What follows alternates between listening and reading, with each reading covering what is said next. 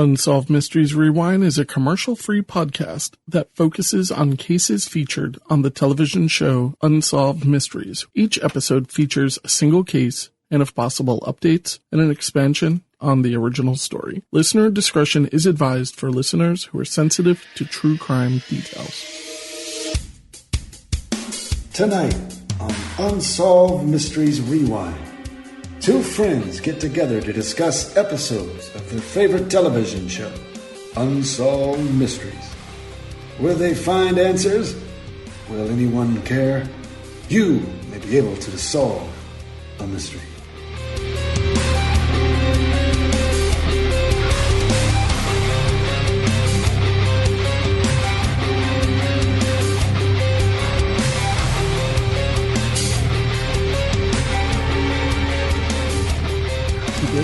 Introduced to the show, Allison. She's a nostalgia blogger.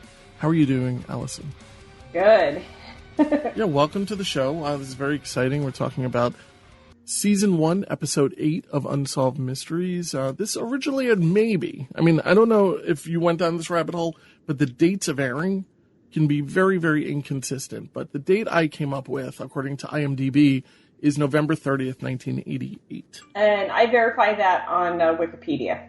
Do you want to talk about the... a lot of people named Mark. Yeah, there are, right? It's like, what is going on here? I'm like, did I really pick this episode because of all the names? So, our first case starts off on December 11th, 1987, over in Gothenburg, Nebraska. It's called The Missing Mom. The name of the person who the focus is Christi Jo Nichols. She vanished on December 11th. She comes from a community. Did you look into the community at all? I did, and I saw the same thing that you saw about the population, and you showed that one house, and so I looked like it's a small town, Midwest, and yeah. According to Unsolved Mysteries, it has a strong sense of community of 3,000. In 2010, which is of course well over a decade ago. The population had boomed to a 3,574. I found a cute little house for $137,000, which wasn't so bad. Yeah, it was cute. I said, oh yeah, I changed the colors, but then again, that's something to do after you buy the house. Right. This is a town that is a small town. So yeah. They even have a motto. According to Unsolved Mysteries, when a neighbor's in trouble, it becomes everybody's business, which seems a little bit like a threat. Whether you want it to be or not. Yeah. They claim that Christi Jo Nichols is a housewife, right? And when I think of housewife, I think of that's your main job. That's your function, right? But she also does work at a bar, we find out. So she married gas station worker Mark Nichols, which is our first Mark of the episode, when she was 19 years old. We don't really get in anything on Mark's age.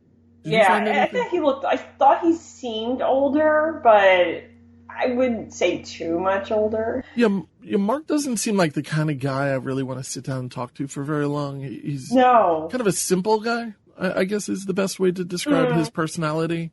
Yeah. I don't think there's too much. They had 2 children. Yes, they had a daughter soon after their marriage, but there was no month or year given. And then they had a son in April 1986. So little less than 2 years before she disappeared. So he was quite little. Now, 10 days before she vanished, it became a little bit more apparent to hospitals and the public that her marriage was falling apart with Mark. She went to the hospital for treatment for an injury. So much for the town motto. They stepped away from this. We don't see anybody stepping up to help Christi. At least not reportedly so. But yeah, rumors kind of went around that it was a rough marriage and Christi received the brunt of many and had many strange injuries. Whatever strange injuries mean, it probably means a lot of a bloody lip, a bruise, who knows. Burnt, I don't know. Did they mention something about burnt cigarettes? I swear Mark at some point is saying in a very monotone tone, the only time that he could have hurt her or had any physical alteration is when they were on their waterbed. Which, if for reenactment purposes, of course, they did go out and get a waterbed. Yes. That's Unsolved Mysteries. Thank you. Yeah, they're very thorough like that. But she lurched at him, and burnt him with a cigarette, and he Yes. threw her on the waterbed, spraining her wrist. Yeah, her thumb got bent back. Yeah, that was it. Naturally. Well, anyway, Christi goes missing. And we're just like, we have no idea what happened to her. Mark states that there are rumors going around that he chopped her up and put her in garbage bags and buried her at the dump. But nobody checked the dump. I'm going to assume people did check the dump, but it's not stated on Unsolved Mysteries that anybody checked the dump. He is mad about the allegations. Oh my goodness. He's not he's not really too passionate when he speaks, but no, but like, you can tell at that point he's, it's like, nerd. Yeah, it was kind of, the whole thing was very strange. But, and here's the quote. The only bad fight and this is from Mark, the only bad fight I can remember is when I was trying to get her to stay home from going out, and she was getting so upset at me, and she started to try and hit and kick me. And that's when she burned the side of my neck with the cigarette she was holding. I tossed her onto the waterbed, and she landed wrong, and it twisted her thumb up underneath her. Thank you, Mark. Yeah, I don't know. I mean, up to this point, it really isn't that big of a deal. But the things that are going on behind the scenes, Christi at this point approached an attorney, an out-of-town attorney for a divorce. Yes. Looking at my notes right now to find we had a name in the notes, I think, of the attorney, right? Or no? Yeah. I mean, we let's see. Claude Barrickman. Claude Barrickman. That's Claude ended up passing away back in 2013 at the age of 80. Yes. But yeah, she was filing divorce, or she was trying to file for divorce based on the grounds of being attacked so many times, of abuse. And this is something that we've discussed on Unsolved Mysteries a number of times.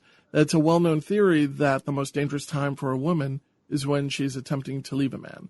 And I'm not saying that Mark definitely did this, because, spoiler alert, Mark was exonerated from all of any involvement in her disappearance. Yes, he was. But there's still more to talk about in this story, because can you talk about what he chose to do? His wife is missing, right? The mother to his two children is missing. Well, no, he decided to move, and he decided to sell their two cars. Yes, it's everything that seems very, I hate to say it sounds suspicious. Yeah, he moved. He sold their cars. It's like he just moved on with his life and didn't really seem to, he lied to her mother. Well, let me just say, so the night before she vanished, Mark and Christi decided to go out and have a night out. They hired a babysitter. Her name is Diane Jansen, to watch her two children.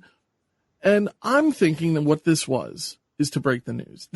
I'm gonna sit down with Mark. I'm gonna say it's time for us to split up. What I'm going to guess that happened, and this is all assumptions, is that he lost his mind and he killed her. But he said in the interview that it was a good night, that he had a good time, that they had a good time and didn't really. So it seems like there's two different stories. Yeah, so when they return home kind of late, but that's a good thing too. They're out, they're having a fun time. They went to a bar, and they returned home between 12:30 and 1 a.m. Diane, the babysitter, was paid by Mark, which was weird because she normally gets paid by Christi. Yes. By check. She just thought it was weird. She does not recall seeing Christi physically that night come home. Yes. But at the same time, we're not really sure exactly what... I mean, people can just come into the house and, you don't know they're home. I mean, I don't know if I can totally state for sure that Diane's account is 100%. Yes. But the next morning, Mark claims to wake up, and Christi is missing. Christi is nowhere to be found. He's kind of in a sort of panic. Yeah. He claims to have gone to sleep at 2 a.m. the night before. And that was the last time he saw her. Yeah, so on December 11th, which is the next morning, Christi is missing, and he claims that Christi left him and their children took a suitcase of belongings, which Mark very intimate knowledge of what was in that suitcase. Right. He knows, it's almost like a checklist that he made and packed it. Oh, wait, no, I mean, that Christi packed. He knows everything that's in this case, which is, maybe Mark is a deeper person than we realize. Maybe he's a lot smarter than he lets on. Yeah. Possible? Very possible. Definitely possible. So 9:30, Christi's mother calls and claims, this is very weird, wants to speak to Christi. And Mark says that she's sleeping, even though she's right there. And this is why I didn't really understand the reason for, you put this in your notes, the reason why Mark told Christi's mother that she was sleeping and not missing was why? That she didn't feel real good. Now, does he mean the mother, like Christi's mother didn't feel well? Or no, Christi didn't. That's why he didn't put her on the phone. Weird. But he claims to not want to worry her, so he just says, leave me alone, Mom. Stepmom. Yeah, it's fine. It's fine. Without any warning, Mark kind of scoops up his kids, goes to Christi's Christi's mother's house, I think, or grandmother. Grandmother, yeah. To drop off the kids. Now, normally this would not be a big deal, but she even said that normally you ask. It's not like just don't just show up and drop these kids off. But that's what he did. At 11:30, he allegedly drove around for 2 hours. Yeah, 2 hours.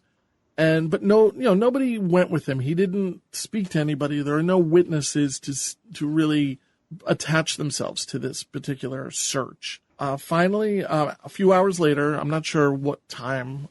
There was no specified time. But Mark reports Christi missing to police. Now, within 48 hours of Christi going missing, Mark decides the perfect time to move out of their house, like we said, boxed up all of her clothes, and he just sold both of their cars. It's crazy. Not suspicious. No, I wouldn't mind. I don't know what kind of cars these are, but I'm going to guess he took bottom dollar. If you just want to get rid of them. Yeah. And that's it. That's kind of like where the case kind of goes cold for Unsolved Mysteries for the most part. We don't have any information. Or did you happen to find anything that happened between then and then 3 months later? I found nothing between that time and March. Yeah, I can't even find an article to talk about it. This was a forgotten case. Christi's suitcase was found 3 months later at a roadside area 30 miles away. Out of nowhere. Yes. It seemed, the police said that it looks as though it was deliberately placed. My devil's advocate. If Mark had done this, two things. Why do this? Why dump the case? Yeah. And two, why not just burn it? Yeah. Nobody's looking for anything, right? It doesn't seem that anything is happening. Somebody had that case physically, dumped it. The whole thing seems so shady. It does. And it just makes me think that it's possible Mark did not do this. I'm not really sure. So, yeah. No other traces were ever found of her except for this case.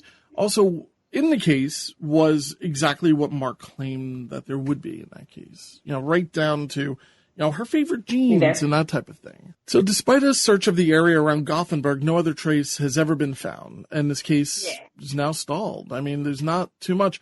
You did a bit of information I found interesting is that even though the case is still open, it still receives a few leads a year, but I couldn't find very much. Yeah, no, that article said something about, but I also did some research at the same time, and no, couldn't find anything. It's kind of interesting. So, yeah, I found Mark on Facebook. It looks as though his two children, he actually has two daughters. It's another thing that Unsolved Mysteries didn't report correctly, but I think that these things are hints. Oh, they said a son in the, so they were incorrect. Well, I feel like my theory is that Unsolved Mysteries puts out incorrect information on purpose so that it could be like if they get a call about it, say, well, look, if you know the family, then you'll know what we reported incorrectly. And it's kind of like a tell, like, well, no, they have a son and a daughter. It's like, well, no, that's false, and they'll know maybe because this happens so often that Unsolved Mysteries gets it wrong. So like I find something in at least one episode, each episode. So I don't know that for sure, but it would be a good idea because they probably get tips from a lot of like wackos all the time. Yeah. Or had, back when this aired in 1988. But yeah, as of right now, Mark has not been brought up on any charges. No. Christi Joe Nichols never showed up. Property values are very affordable in the very, very affordable. In the small town of Gothenburg. Which is still a very small town and only has, as of 2010, only grew by 574 people. Now, I would imagine this would be a great town for goth. No, bad joke, bad fun. All right, so where do you live? Gothenburg. It's German and goth. Whoa. So Gail Delano, this is a small little update on a previous case. I'm not familiar with this case. Did you ever see the original by any chance? I did, actually. Okay. I think it's one of these things we could deep dive in the future, but this is to update the story of Gail Delano from Brunswick, Maine. They claim it's solved. She answered a personal ad. She put out a personal ad for... Yeah, she was the divorced mother of 2 teenage boys. Mm-hmm. And she, put out a personal ad, and she was supposed to meet someone at a restaurant, but that's... Yeah, we're not really sure. The whole thing seems so weird that somebody who, I'll just say what they claim to have happened. They claim that she went to this location, she parked her car, she hid her keys, she discarded her purse, she flew to Mobile, Alabama. Yeah. Checked into a hotel, after Jackie Stafford, rather. Stafford. And alias. And committed suicide by drug overdose, leaving behind 2 children. They say this, I don't know. To me, this seems like such a sketchy story. I mean, it's hard. They say it's solved. I say it's sketchy.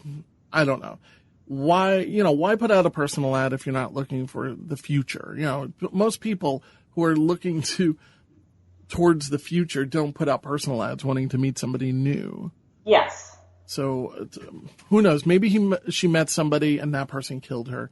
But yeah, that's from she vanished on June 22nd, 1986. But yeah, it's solved. We can just move on to the next thing, where I think this is the one that you were most excited about talking about. The San Quentin this one was fun to research. I actually really enjoyed watching this segment. I've seen this one before, so it was, of course, as I said, this was the episode of All the Marks, and we had an escaped convict from San Quentin named Mark Adams, who escaped in the summer of 1986. Mm-hmm. I'll give you the mic on this one. Okay. If you don't mind, I'll jump in. We're still feeling out each other. No, we're not feeling out anything. Yes. You know what I mean? Like, we're still learning how our rhythm works. And, I tend to be a chatty. So always feel free to jump in and talk. You know about this case a bit more than I do. So please, the microphone is yours. All right. So, this case, at the beginning of the actual segment, which I think was probably the longest segment on the episode, they did a little history on San Quentin. It opened in July 1852, not 1952, 1852. Yeah. And it was called The Arena by the prisoners. Sounds like a movie. Is the oldest prison in California. Johnny Cash at San Quentin was recorded on February 24th, 1969. Are you familiar with that album by any chance? I've heard of it, yes, absolutely. You gotta listen to it straight through, just because. It's that good, huh? Well, it's. I'm going to say it's a top 50 album for me. It's not like a top 10 or anything. Yes, absolutely. But it's so fun to listen to because, while he's recording it and everything, he's talking to the prisoners. Yes. And there's announcements. You hear like, such and such come to the yard or something like that. And it's. Oh, I'm definitely going to listen to this. And the audience is so rowdy because they're a bunch of criminals. And it's crazy. You got to. Definitely Johnny Cash at San Quentin, one of my favorite albums. It's so fun. I will definitely listen to it now, knowing that, because I've heard how legendary it is, but never actually listened to it. Also, this all the shooting that The evening of August 17th, 1979, 3 high school students went to a municipal baseball park to drink beer and hang out. You know, normal teenage stuff. Yeah. 3 people encountered them and demanded their wallets. The reenactment reminded me a lot of, like, you know, it was a decent reenactment. It was like Karate Kid level. It reminded me of the Matthew McConaughey one. Like, remember that one? Yeah. You know what? I haven't seen that one in a while, but we'll definitely cover that one. But let me talk about that one at another point. But the acting is so poor in this that it's a little bit laughable, even though it's such a terrible thing that happened. Oh, I know. I feel terrible. It's like you feel terrible laughing at these reenactments because they're just that bad. Yeah. Anyway, Mike Rittenauer was one of the teenagers, and he was shot to death after refusing to give his wallet. And one of the other teenagers was injured. I know there was a third one, but they don't mention what happened to the third one. So maybe he got away uninjured. You know. Yeah, maybe. I mean, it's a very. I'm gonna guess they scatter. I mean, somebody pulls out a gun. I mean. It's never happened to me, but personally. But if I'm hanging out with my friends drinking beer, the last thing I'm going to do is hang out and see what happens next. Yes, and you said in your notes, you said Unsolved Mystery sound effects really went deep. Department really went overboard with the 50 cal rounds. Yeah, you know, I'm gonna just play a quick sound. This is not from the Unsolved Mysteries thing. This is an actual 50 caliber machine gun firing. Now that's a real 50 caliber machine gun firing. Yes. And I would say that isn't even as dramatic as what Unsolved Mysteries did. Here's another version of it. Yeah, that was it. That was a little bit more like what we heard, right? I'm going to guess they didn't have a 50 caliber machine gun that would weigh 150 pounds. Yeah. Firing at these poor kids who don't want to give up their, $8 in their wallet. And my beer. I mean, we never learn how much money that they got away with, because to me, that's always very heartbreaking is like you were killed over $8. Just give up your wallet. If you really have to, like, just in a situation like this, you might not be so proud of the decision of giving up and just giving it all away. But your life is definitely worth more than no matter how much money you have in your wallet. But yeah, I just think it is a little bit over the top. I laughed out loud when I heard that. Oh yeah, yeah. But yeah, when you pointed it out, it made it even funnier. But the thing is the shooter who got caught was only 16 years old at the time. Yes, Mark Adams, the famous Mark Adams. He was sentenced to life in San Quentin. But yeah, I've always been curious what happens to a kid when they commit this type of heinous crime. And this article really touches upon it. I'll put this link anyway in the show notes. But being 16 years old, 16 years old, you're a real dummy.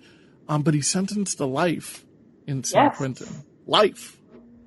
Yes. So they go into a little bit more background on the history of the famous inmates after they introduce the person. After they talk about this Mark Adams, they talk a little bit about the background and history on the famous inmates of San Quentin. So, for among those famous names, we've got this guy. So San Quentin is currently the largest death row in the nation at around 730 death row inmates, and some notable residents include Scott Peterson, everybody remembers him, Charles Ng, Richard Allen Davis, and Lonnie Franklin, among hundreds of others. Yeah, I don't know so much about these people. Scott Peterson, of course, we know he's kind of more of a popular. He's got a fan club practically. Now, you came up with an interesting factoid, though, that Mark Adams was 19 when he entered San Quentin. So I'm going to guess he was in some type of juvenile detention center before that, but I couldn't find anything. Yeah, I couldn't find anything either. But yes, they did say that he was 19 when he entered, and he was eligible for parole in 2007 at that point. Yeah, that's crazy. I mean, you go in for life and you're getting out. Yeah, that was 19. Let's see. He committed the murder when he was 16, so that was 1979. So 3 years later would be 1982. So 25 years he was eligible for parole. Wow. Would be at that point. But Mark Adams became like the friend of the prison. It seemed all of a sudden A model prisoner. Yeah, and did you notice he went to go on the computer, and did you notice the computer? I'm sure your husband would like this computer as well. I don't know if he really would like that, but I did notice it. It's an Apple IIc. Yes. We had one of those in when I was in school. I mean, this was in the the early 90s, but they had one of these in the classroom, one of my classes. That's basically, I still have one of these, and I love them. They were like... So his restrictions were relaxed after 6 months, and he was, like I said, he was described as the model prisoner, and he seized any opportunity to be out of his cell and took advantage of his position working in the prison. So on June 10th, 1986, exactly 4 years after his arrival, he secured an authorized pass to leave work early. Mm-hmm. So approximately 2:30, he walked through a security checkpoint and was last seen heading to the dentist's office. That whole scene, if it went down like that, I think it's he just crazy. Walks right out like it's nothing. Like he walks out to the guard and he has like a hall pass. And he's like, I'm just going to the dentist, getting the cavity filled, and he just... it's Mark. It's fine. Yeah, I think he's good. So 4:15, he was found missing during a head count, and all access was sealed off. No trace of him was found. So there were three theories, and yes, I forget what the third one was as well, but I did get two of them. Yeah, there were two theories. So there's only two theories. So he was they said, wearing civilian clothing and leaving with other visitors. Oh, I know what the third one is. It'll be a surprise after you finish talking. I remembered. Yes, and then scaling the wall was one of the other theories. I think that it was he escaped in the garbage truck. Remember, they had a dumpster, and they had garbage removal. Was they mentioned, or is that just your theory? It's kind of my theory because they might have mentioned it, but they said that they have hundreds of cars that come in and out throughout the entire day. Yes. So I think if he went into the dumpster or hid on the garbage truck somewhere, he could have escaped. That's what I think. If he's a lefty, like I am, that's what he did. A lefty, that's dangerous. Yeah. A lefty Mark is very, very dangerous. From the actual original airing, it said 2 years later there hadn't been a trace of him. But an update, and I love these updates. Yeah.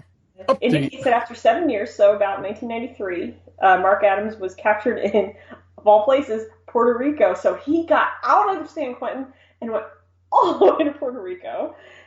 And he was returned to San Quentin. Well, for 7 years, he was like in Puerto Rico, hanging out, just, it's weird because we have another story coming up where somebody was captured outside of the country as well in a similar type of place. So I thought it was kind of weird, but yeah, he was returned.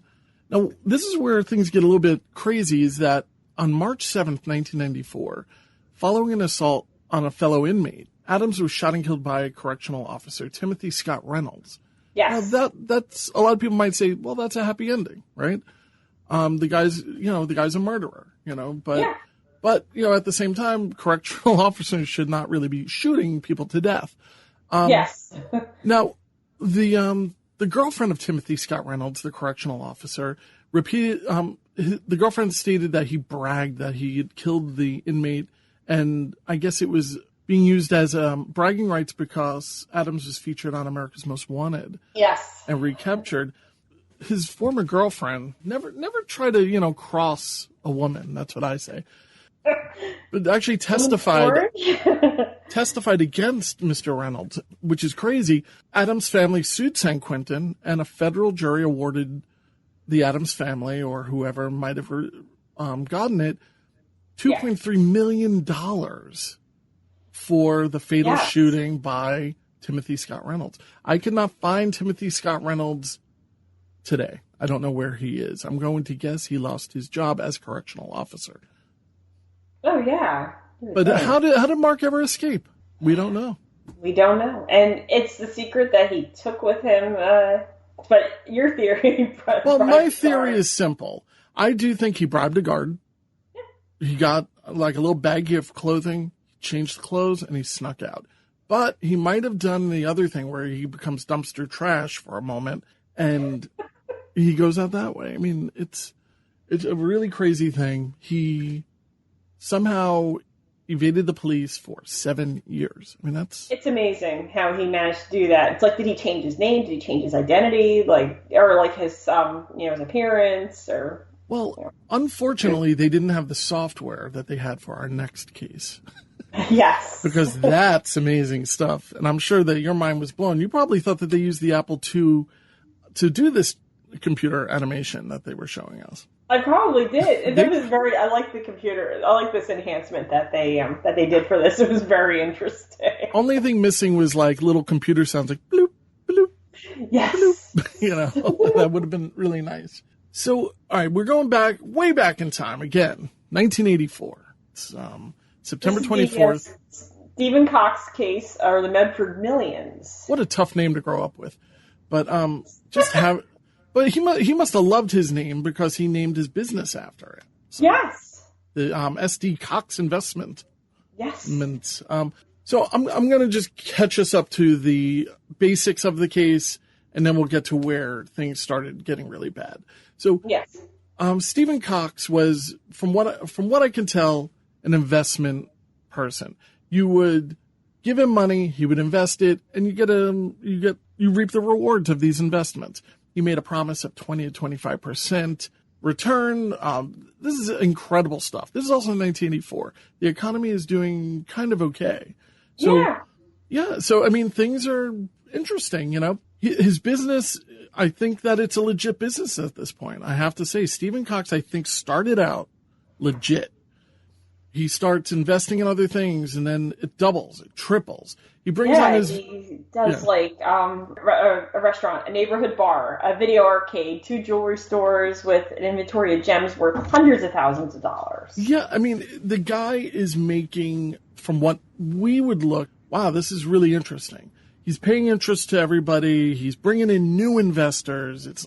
Yes. The guy is living the life. He even brought on Bud, Eugene Bud Richmond, which is a friend, as a partner. An interesting character. Am I right? This guy, I want to say something about Lorraine.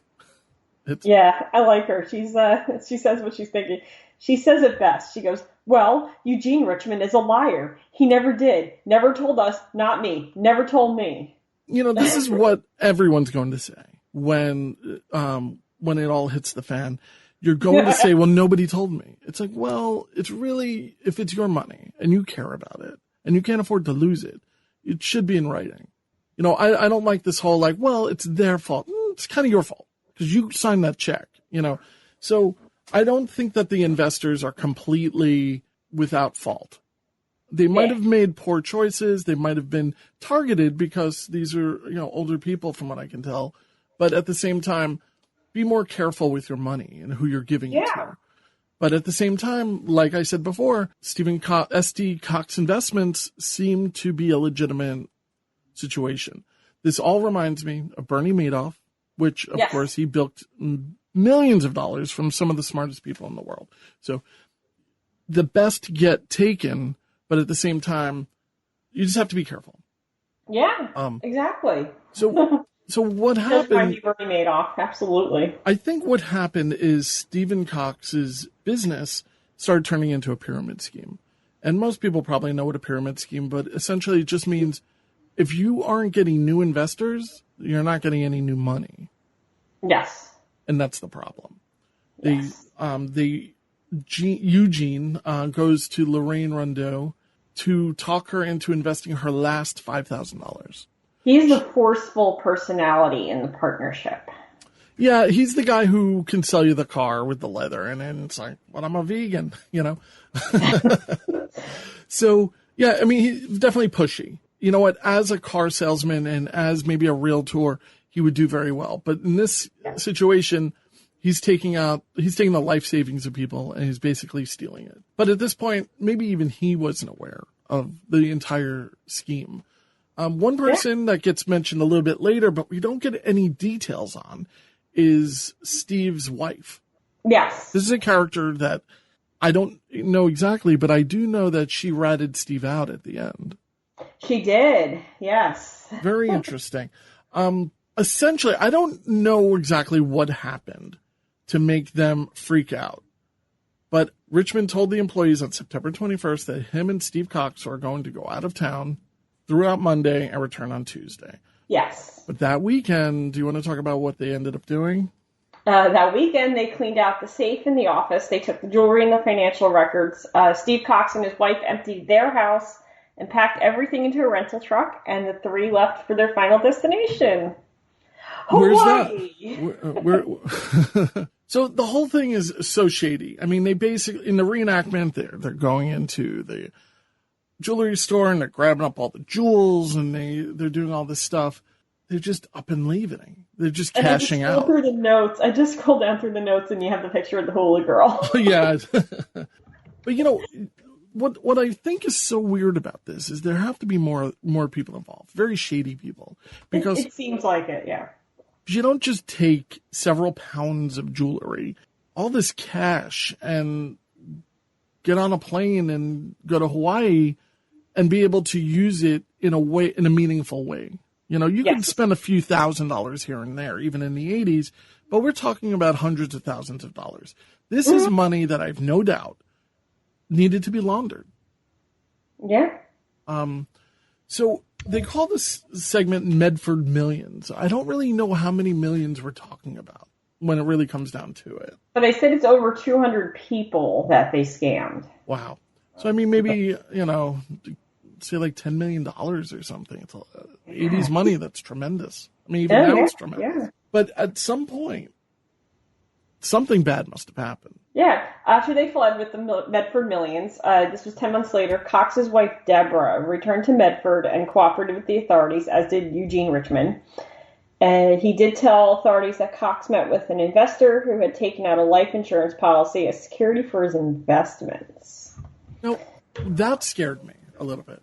That scared me too. It's like, why? Yeah, it's like, Allison, I'm going to take out a $500,000 life insurance policy on your life. Yeah. Because I'm lending you $50,000. Yeah. Like, well, now you're worth more to me dead. You know?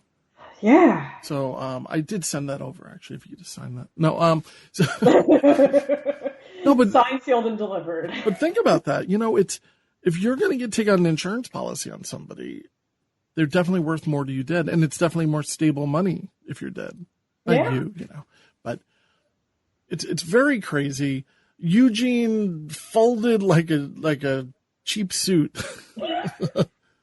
Eugene Richmond pled guilty to racketeering and served two years in prison. But Cox was still on the run. So he did his time, and Cox was still not, found. But Lorraine Rondeau has some, she's like, give me that microphone. Yeah, she's a fun one. She's like, turn yourself in and face up to the people that he's really hurt. Yeah, calm it down, Lorraine. I'm sorry you're not getting your money back. I mean, it's terrible. I think she started with $100,000 that was left to her from her husband who had passed away, an insurance policy.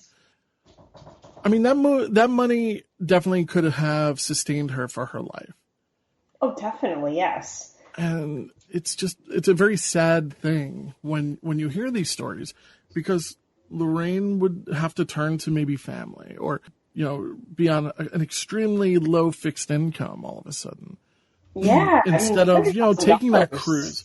She could have afforded to take the cruise and relax and enjoy the later years of her life. Enjoy her golden years. I couldn't find out any information about when the recreations of what Mr. Cox looks like is kind of hilarious. Yes. And after they describe, of course, height, weight, how he may be disguised, and then this is where we go into that whole digital recreation. It was very interesting. Like, here's Stephen Cox possibly wearing a toupee. It's like, I can imagine this without the picture. But yes, and then the facial hair. Yeah. Perhaps he grew a mustache. Maybe he didn't. I don't know. Maybe he's Amish and he just has the beard without the mustache. Where's that one? I don't know. These reenactments are really kind of funny to look at. But again, we're talking about such a serious thing that I don't mean to laugh. I'm more like laughing at the technology than I am laughing at the situation. But Stephen Cox was on the run for a long time. He was. But thanks to either a hotel manager or a maid or both. She was a manager. But I found information stating that it was a maid. So it's a little bit conflicted there, too. We can't get a straight answer on anything. So he was arrested in Lake Mead, Nevada, 5 days after fleeing Boise and registering himself in Lake Mead under a different name at this hotel. The name that he used was John Strauss, and he had an Arizona address. I can't remember the name of the town that it said on the ID. He was said not to be a normal guest. He only left at night, and then on one instance, he left a room during the day to empty his trash. The hotel manager or maid, we don't know what she is. Well, no, I don't know if it's Elaine Reed. It's just weird. I'll tell you the information I found, but you can continue with your stuff. Okay, so found a crumpled letter in the trash regarding the Unsolved Mysteries episode, and said when he was apprehended, the small fortune, jewelry, baseball cards, gold coins, and silver coins were all found on him. Now, what is she doing going through the trash? Yes. I mean, all right, the guy's guilty. I'm glad he got caught, but if I throw something out, I don't know. I shouldn't have to burn it if I'm in a hotel. Maybe she saw the Unsolved Mysteries episode and said, "Oh, I think it's him." And did you notice he had a goatee when he got arrested? So that wasn't even in the recreation. They did the fear. Oh, he didn't look anything like those recreations. No. But according to what I found, a discarded letter that aroused Mead's suspicion led to the arrest of a fugitive from Oregon.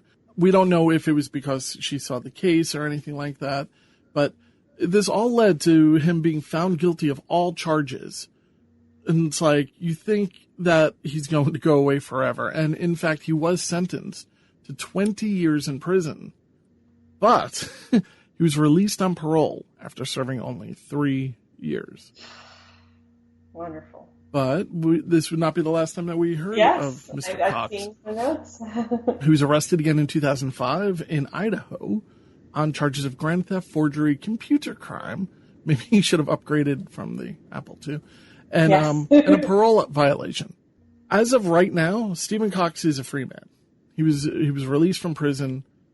According to our legal system, he's done his time. And I'm just kind of curious what he's up to now. I do feel bad. I hope he has trouble sleeping at night because he did ruin many people's lives. Yeah, I feel so bad for those investors. It's shame he scammed over 200 people, and it's just it's sad. It's really sad. Yeah, this is the worst story of them all, though. This next one, I think so. Worse than the San Quentin one. This one, the way this was reported, was very uncharacteristic, I guess, of Unsolved Mysteries. It seemed more like a newscast at this point. The disclaimer that they say otherwise. Well, this definitely. Yeah. I mean, I just read in the beginning this is not a newscast, but this is called The Cardboard Killer, and this takes place in the middle of summer, July 12th, 1988, in Philadelphia. Yes, northeast section, which, as I'm also very well aware, is a very safe area. Still is a very safe area. Oh, is it? I'm not familiar with it too much. You don't hear much about northeast Philadelphia and like Center City, Old City, Society Hill, that area. You don't hear anything about those areas. So most of what you hear mostly happens in because I live in the Philadelphia media market, and usually you hear about like about South Philly, North Philly, but Northeast is very much a middle class area. Okay. So something like this is very not typical, maybe, of the area. Yes. But a 4-year-old Barbara Jean Horn went missing. Her father was home with her, but she was outside playing. I don't want to be the person who says it. I don't think it even really needs to be said, but as a parent, I feel like I have to. A 4-year-old should not be playing outside alone. As a non-parent, I agree 100% with you. Right. This is sadly one of these cautionary tales. And this is the worst. I mean, this is one of these stories that is... it's a cold case, just to let everyone know. It's a very dark case. It involves a child death. So, if you're sensitive to that, you shouldn't listen anymore. Sharon and John Fahey are the parents of Barbara Jean, and she does go missing. Her father and neighbors are searching for her, but she's found a few hours later. Yeah, she was found in a cardboard box 2 blocks from her house. A man was seen carrying a box near St. Vincent and Castor. and was described as 25 to 35 years old, white male, about 5'8", and 180 pounds. Very specific. Yeah. With sandy brown hair. The box he was carrying, which she was found in, was a Hitachi 13-inch television box. Now, that's a small box. I mean, I don't know the exact dimensions, but a 13-inch TV, a 1 foot by 1 foot cube, really. Yeah, I had a 13-inch TV when I was a teenager, and yeah, they're not big. And the box, they put, for all the packing material, makes it slightly bigger, but... There was an update to the case. And there was. You think that it's going to go one way. I don't want to go too much into the update because the update ended up being incorrect. You feel as though there's somebody caught, and that we can be happy for. There's justice. But Walter Agrod was found guilty of her murder and sentenced to death. This is where things get a little bit weird. He broke down and confessed to her killing in 1992. So he confessed legitimately. But yeah. I think it's worth noting that after this, he consistently maintained his innocence. His first trial ended in a mistrial when one of the 12 jurors who had voted to acquit changed his mind. Before the second trial, prosecutors engaged the assistance of a notorious jailhouse informant named John Hall, and they worked together to fabricate a confession from Agrod. Yes. The testimony, along with a false confession, elicited after 14 hours of interrogation by homicide detectives who had coerced false confessions in several other cases, and therefore Agrod was sent to death row. Yeah, parts of the confession were able to confirm, but it was 32 years later that Walter Agrod would be found innocent, as conflicting evidence and male DNA found on Horn's body did not match. So it took like the evolution of DNA technology, of identifying DNA to really bring this case back to light. So it didn't match. They did find male DNA on the child, but it was not Agrod's. They did, yes. And actually, this just came back into prominence last year. Yeah, this was last summer. Well, yes. June, well, it was supposed spring? to be March. It was supposed to be March, but because of the pandemic, this was right around this time last year that they had to postpone his case because of. So they did bring him in June, and he was exonerated on June 10th. When you look at the case and everything, it's kind of crazy. They did it quickly because of all the riots that were going on at the time in the Philadelphia area. I'm glad that he's exonerated, being that none of the evidence linked him to it, and he was coerced to say he killed this poor child. And but sadly, the Barbara Jean Horn case is unsolved to this day, and we think it's going to be a happy note, Allison. But nope. It's we found ends otherwise. On the town. Yeah, we found definitely that it was definitely a sad note. I would love to see something come out about this, but as of right now, unsolved. But for him, I mean, it's he's going to live with this for the rest of his life. But at least it's known that he didn't do this. Yeah, so. And I couldn't find much information about the parents. I think they kind of went underground, so I don't know what they're up to, but. But Allison, I want to thank you so much for getting together for this episode of Unsolved Mysteries Rewind. Oh, you're welcome. It was fun. I appreciate all the work that you put into the research, and I look forward to the next one. Tonight we have been confronted with an entire catalog of unexplained and unsolved events. Tune in next time as Unsolved Mysteries Rewind discusses another collection of unsolved mysteries. Until then, we can only look and wonder.